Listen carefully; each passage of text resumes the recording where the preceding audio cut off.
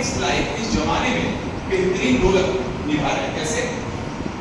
आपको सोने नहीं देंगे मैम, वैसे तो मैं खुद भी नहीं देता, है ना? मेरे सोने नहीं मैम, आप कह रहे थे कि एक्टिव है, हाँ तो ऐसे यार जैसे नहीं कर रहे। अब बहुत अच्छा लग रहा है ना? हमें लग रहा है प्लेटफॉर्म क्या हो चुका है मेरा, सेट हो चुका है। So how is the Joes? How is the Joes? अच्छा, मेरा आवाज दे लगा, ऐसा तो नहीं कि चीटिंग हो रही है, मैं माइक ले आऊं इसलिए। How is the Joes? हाँ, फिर ठीक लगा।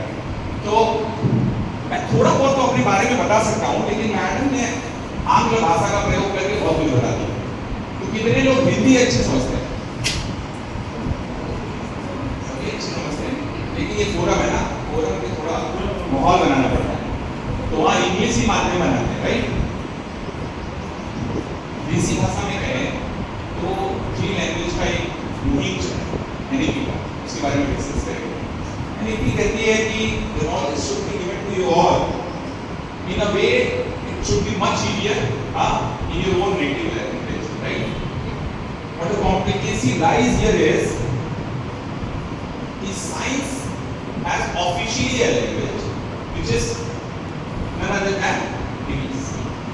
Why it is? Because when it was developed, so we did not take opportunity to write something in our own language.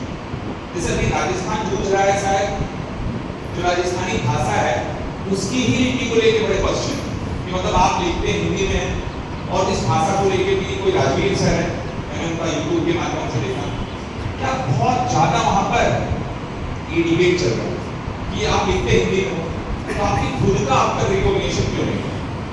Science के साथ भी सेम प्रॉब्लम है। हम इंटेलिजेंट तो हैं, बुद्धिमान तो हैं, भाई भारत का हर एक बीच में बहुत चुटकुले सुना सकता हूँ, लेकिन डेवलपमेंट प्रोग्राम भी पूरे दिन के लिए नहीं रखा गया है, तो आपको इतना मजा आता है बीच बीच में जब इसके एग्जाम्पल देता है। भारत के साथ प्रॉब्लम ये रही कि हमें उसमें तरफ नहीं हो पाया जो हमारी विरासत है, राइट? आज के डेट में मेडिकल साइंस जितनी आगे है, आप इमेजिन नहीं करेंगे। चरक सुश्रुत का नाम शायद सुना होगा, और खासतौर से जो बायोलॉजी स्ट्रीम का होगा उसको एक प्रिविलेज फील आता होगा। चरक सुश्रुत की कहानियां इसलिए नहीं बताई जाती कि आप भारत के हैं तो भारतवंशी होने का गौरव फील करें, नहीं बताई इसलिए जाती है कि वहां ऑपरेशन मोड में ये रोबोट की तो कल्पना थी ही नहीं, इतनी डॉक्टर की टीम थी ही नहीं, कोई माइक्रोस्कोपी ऐसी नहीं थी, कोई एंडोस्कोपी ऐसी नहीं थी जो आपके अंदर इंसर्ट करके आपको देख सके। शायद ही कोई दिव्य नेत्रों से किडनी देख पाता हो तो पाता हो, मुझे तो नहीं आइडिया है कि इसको किडनी दिखती थी, लेकिन सब कुछ बस पकड़ी जाती थी और बात में वैद्य आपका इलाज और ऑपरेशन हुए रियल मायने में। अगर इसको किसी को क्रॉस चेक करना हो तो मैं ये अफर्मेशन देने के लिए कि नहीं भारत एक अच्छा देश रहा, ऐसा रहा, इसके लिए नहीं कर रहा हूँ। आप जाइए, पढ़िए, आपको पता चलेगा कि जो मेडिकल साइंस आज डॉक्टर के पास जाने के बाद बिना मेडिकल डायग्नोसिस कराए आपको मेडिसिन नहीं लिखती है, वहां पर बाकायदे इलाज कर दिए जाते थे। आबादी जो वहां थी उसी आधार पे लोग आगे बढ़ रहे थे, पॉपुलेशन उस समय शायद आपको पता हो, भले लोग कहते हैं एक डेथ रेट निकालते हैं, है ना? जब लोग कहते हैं कि पहले के जमाने में बीमारियों से लोग बहुत सारे लोगों की एक साथ डेथ हो जाती थी, लोगों का आइडिया नहीं लगता था, तो शायद आप जब डेटा पढ़ेंगे, फैक्ट चेक करेंगे तो आपको बहुत आश्चर्य होगा कि आज के जमाने से तो उस समय में बीमारियां बहुत कम थी, ये सब मानते हैं कि नहीं?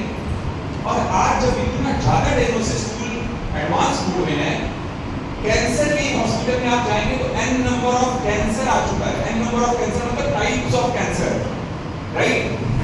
कि लिवर का है, ब्लड का है, इंटेस्टाइन का है। अरे getting my point? So the way science has developed, हमने एक तालमेल नहीं बैठा। जैसे पढ़ाई के माध्यम में हमने वो लैंग्वेज का जो बैरियर था ना, शायद अगर ये आसान हुआ होता तो साइंस का कम्युनिकेशन और स्ट्रॉन्ग हुआ होता। शायद किसी ने कोशिश की होगी कि आवाज से जिस तरीके से लिखी गई सुन के श्रोतागणों ने सुन के ट्रांसफर किया, तो वैसे ही साइंस जो समझे थे अगर लिपि बंद की गई होती तो आज हम अच्छा फील करते। हम ये एनसीईआरटी की बुक जो आप 11th में पढ़े होंगे, एनसीईआरटी की बुक पढ़ेंगे तो आपको थोड़ा मोनोटोनस टाइप का फील आएगा। आज भी इतने रिफॉर्म के बाद भी आपको फील आएगा कि फिजिक्स पर्टिकुलरली जहाँ से जिस सब्जेक्ट एनसीईआरटी पढ़ के तो समझ में आ गया, फिजिक्स तो पक्का नहीं समझ में आएगा, केमिस्ट्री तक भी ठीक है, बायोलॉजी उससे अच्छी लिखी गई है, ये मेरा अपना इंडिविजुअल रैंकिंग है, but I hope most of you will resonate, am I right और रॉन्ग? तो इसका मतलब है कि जब आप सीखो किसी प्रोग्राम में या डेवलपमेंट प्रोग्राम में हो या अपने कैरियर के डेवलपमेंट ग्रोथ में हो, लैंग्वेज जो अच्छा लगे उसी में बातचीत करें, either it is Hindi or English, but it should be very near to your heart, जिससे आप कनेक्ट कर पाओ। तो और ग्रोथ का सबसे बड़ा पैरामीटर है ये जो फॉर्म अभी मैं भेजूंगा, 5 मिनट के लिए बहुत केंद्रित होके इस तरीके से मेंस आईएएस और पीसीएस के एग्जाम में आपको मेंस में टाइम नहीं दिया जाता, मैंने इसलिए इसको रिपीट किया था। आप उस मोनोटोनस टाइम में, मतलब मोनोटोनस शब्द थोड़ा वैसा है, लेकिन आप अपना ध्यान देके, है ना, अपने आप पे फोकस करके जस्ट राइट डाउन करिए बिना सोचे कुछ पैरामीटर्स ऐसे जो लास्ट में वो फिल करेगा इस प्रोग्राम के एंड होने के बाद।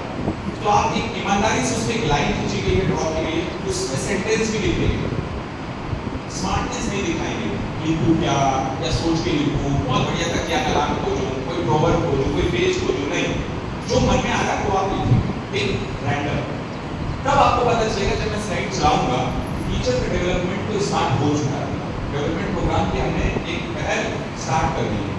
उस डेवलपमेंट को जब आप राइट डाउन करेंगे उसके बाद हम आगे बढ़ेंगे, तब आपको लगेगा यार लाइफ इज टू गुड, और लाइफ में बढ़ना है तो ऐसे प्रोग्राम हम सब आपस में, मेरे जैसा स्पीकर आए ना आए, आपस में किसी दिन इनका 2 बजे का जो छुट्टी हो गई आधे घंटे मांगिए, आपस में बैठिए और आपस में ये कोई क्रिएटिव चीज करिए और हर मंथ के एंड पे करिए जहां इनकी बायसनेस ना हो। अभी रहे होते मैं काफी कुछ डायरेक्टर को मैसेज दे देता हूँ, नहीं समझा मैं तो इसलिए देता हूँ कि मैनेजमेंट क्या हो चुका है प्राइवेट इंस्टीट्यूशन का, काम बहुत सारा लेना चाह रहा है, राइट। मैं इसकी बात नहीं कर रहा हूँ, सच में ऑनेस्टली मैं बहुत जीडी के बारे में नहीं करता, लेकिन प्राइवेट इंस्टीट्यूशन की हायरार्की ऐसी हो गई है कि वो काम तो चाह रहे हैं लेकिन डेवलपमेंट ग्रोथ अगर फैकल्टी का नहीं हो एक्चुअली, या उसको एक टाइम नहीं दिया गया प्रॉपर अपने आप को इवैल्यूएट करने का, तो फिर वो यही जाके जब आप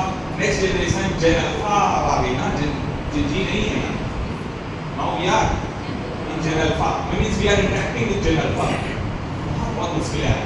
आप जो सोच रहे हो कि मैं सिलेबस खत्म कराऊंगा, पढ़ाऊंगा, कुछ भी असर नहीं करेगा, इसलिए असर नहीं करेगा कि they are much more smarter than अस।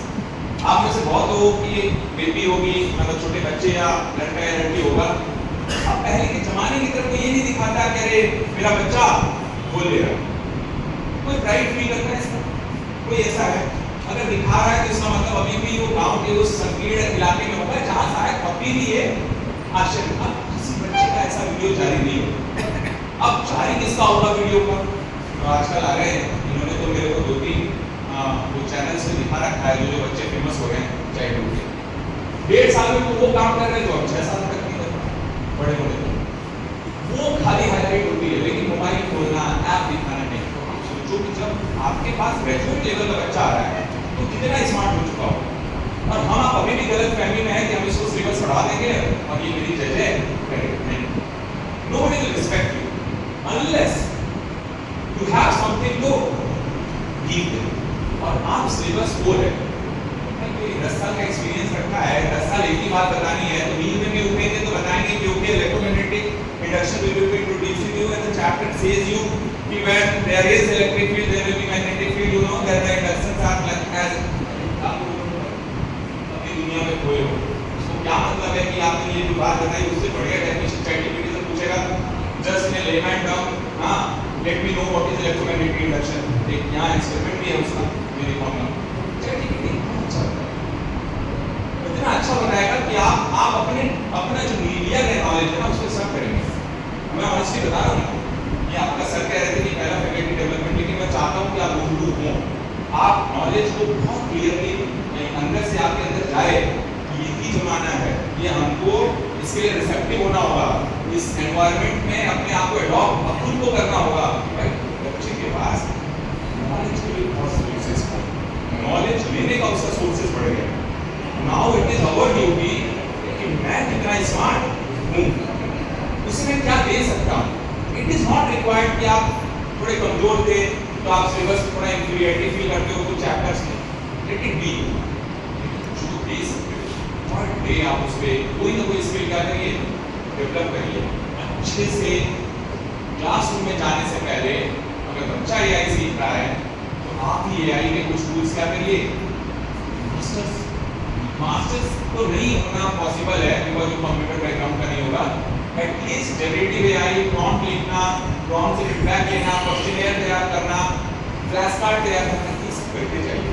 जिससे होगा क्या, एक 45 मिनट की क्लास में उसको एक ओरिएंटेशन मिलेगा कि what really can be given to you else than your knowledge. किसी भी सब्जेक्ट के पार्ट को इंटरनेट से खोज लेगा, बुक में मिल जाएगा। पहले जब हमारे समय में मैम एनसाइक्लोपीडिया आई थी, मोस्ट ऑफ यू पता नहीं कितने लोग अगर होंगे, एनसाइक्लोपीडिया आई तो ऐसा लगा कि जैसे सर को शायद मतलब सबसे सर आपसे वरिष्ठ कोई है यहाँ, हाँ? तो आपके समय में एनसाइक्लोपीडिया आई होगी पहली बार, जैसे आप हमारे से पहले जनरेशन थे, ऐसा लगा कि अब तो सब कमाल हो गया, विकिपीडिया मिल गई, अब सारी किताबें हमें खरीदनी नहीं पड़ेगी। कितने लोग हैं कि एनसाइक्लोपीडिया पढ़ते हैं? मैम आप एनसाइक्लोपीडिया कितनी बार पढ़ी है किसी समय?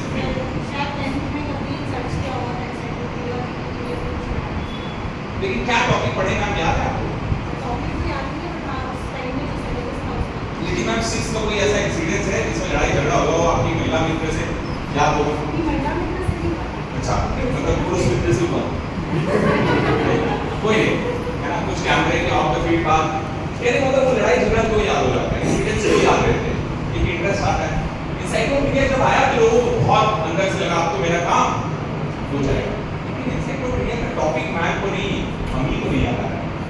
कुछ तो मैं बता सकता हूँ, उसे कुछ हमने कुछ इन्वेस्टमेंट की किताब कर दी एनसाइक्लोपीडिया वाली है, वो प्रिंट करके आई।